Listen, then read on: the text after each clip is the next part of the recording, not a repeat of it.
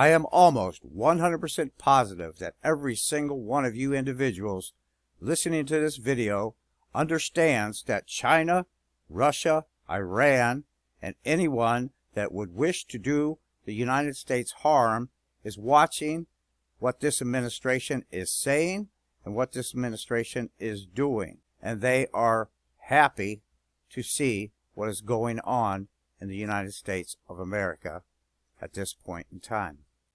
Hello and welcome. This is John Fletcher and welcome to the John Rion channel. I could not let this pass because you would think it came right out of a Saturday Night Live skit when you go back 2 days to February 14th and you hear what you're about ready to hear Secretary Karine Jean-Pierre say as she is questioned about the White House communications. And then we're going to go listen to President Joe Biden speak about the flying objects that have been shot down and that have been traveling across the USA. And that brings NORAD into question, which will go back to the time when President Biden and Jill Biden were answering questions about NORAD's Santa tracking hotline. So that was interesting. But the thing is, the gaffes they've got on Joe Biden, if you would search for Joe Biden gaffes, oh my goodness, you would have most likely enough, taking them gaff by gaff by gaff and just putting them together, you would probably have enough to make an 8-hour video. Thank you. I have two questions. And one of the benefits of asking questions this late in the briefing is that you don't have to be concerned with advancing the story incrementally of the day. You can just ask about sort of broader things. So with that in mind, first on the communications team, and then on the so-called culture wars. Where the president's communications are concerned, and I'm asking you because you work on his communications team and you're a professional communicator, there is obviously a variety of settings the president can employ: set pieces, impromptu remarks, teleprompter, no teleprompter, etc., etc. Is it the view of the president's communications team that he is equally adept in all settings in terms of communications, or are there some that play to greater strengths, some where he probably isn't as strong, etc.? I will tell you this: the president is the best communicator that we have in the White House. Going forward, these parameters will guide what actions we'll take while responding to unmanned and unidentified aerial objects. We're going to keep adapting them as the challenges evolve, if it evolves. In addition, I've directed my national security advisor to lead a government-wide effort to make sure we are positioned to deal safely and effectively with the objects in our airspace.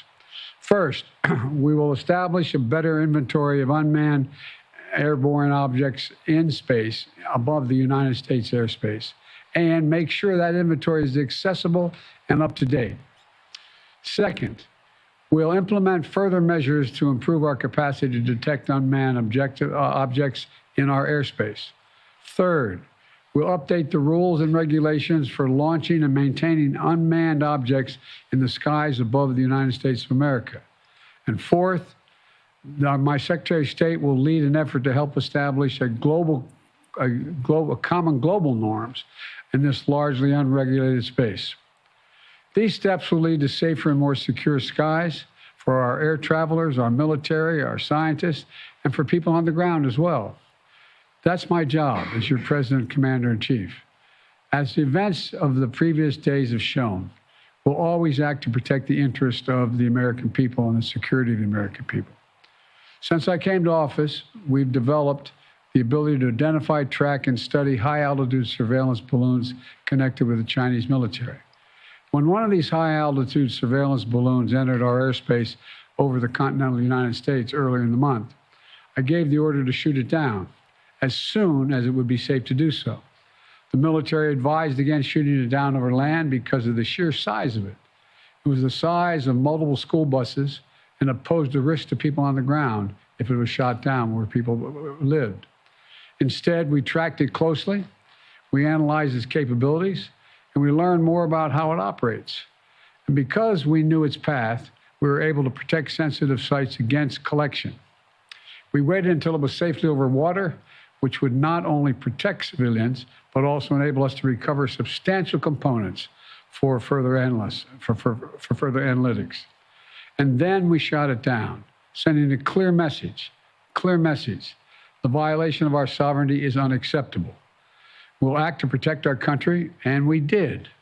Now, this past Friday, we put restrictions on 6 firms that directly support the People's Republic Liberation Army, the People's Liberation Army Aerospace Program, that includes airships and balloons, denying them access to U.S. technology.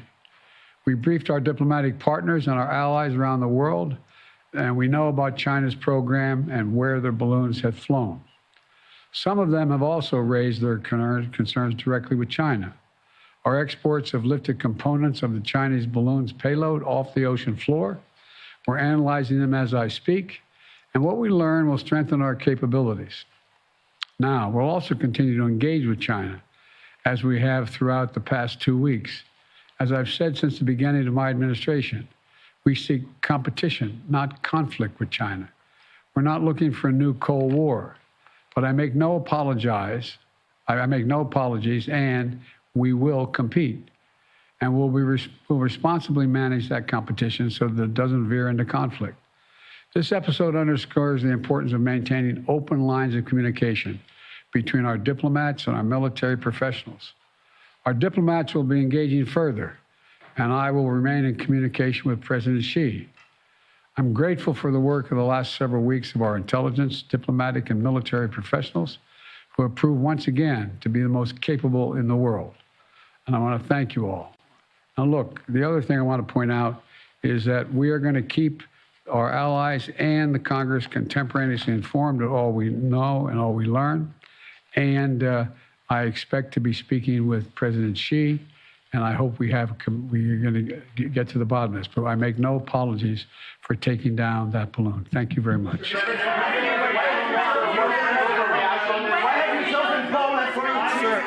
Sir, the question was it?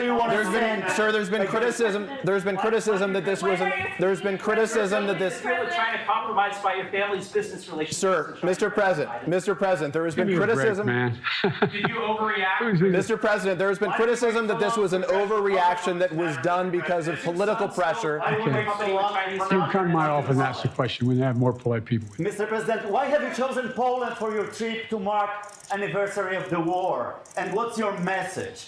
What? When are you speaking to President Xi, Mr. President? And let's go, Brandon. Let's go, Brandon. I agree.